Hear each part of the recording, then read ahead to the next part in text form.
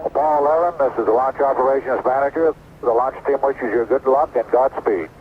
Thank you very much. No, it'll be a good one. On 20th July 1969, Apollo 11 made history by becoming the first space flight to land humans on the moon. 6 hours and 39 minutes later, Neil Armstrong became the first man to walk on its surface in an event that was telecast live worldwide. It's one small step for man, one giant leap for mankind.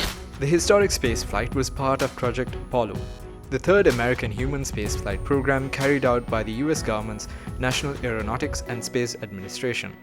After the moon landing, the program ran 5 more space flights until December 1972, taking a total of 32 astronauts to the moon, of whom 12 walked on its surface. 3 of these 12 men were Charles Conrad Jr., Richard F. Gordon Jr., and Alan L. Bean, who were aboard the Apollo 12 mission on 14 November 1969.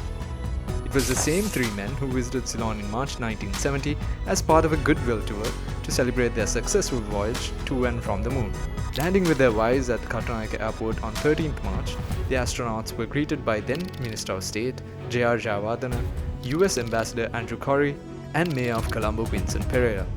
From the airport, they traveled to Colombo in an open motorcade alongside crowds of people who had gathered to see them. In Colombo, the Americans stayed at the Golf Ace Hotel, later visiting Governor General William Gopal and then Prime Minister Dudley Senanayake at Temple Trees.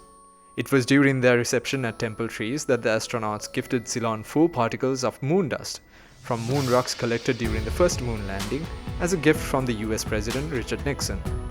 The rocks are now at the National Museum of Natural History in Colombo and are available for viewing on special occasions. Next, the astronauts visited the Temple of Truth and the Royal Botanical Gardens in Kandy. Their stay, initially meant to last only 3 days, was extended at the request of British science fiction writer Arthur C. Clarke, who lived in Sri Lanka and was a lifelong enthusiast of space travel. He hosted the Americans during the last leg of their stay, taking them diving off the coast of Trincomalee. From Trincomalee, they flew back to Colombo and then onwards to the next stop on their tour, Myanmar.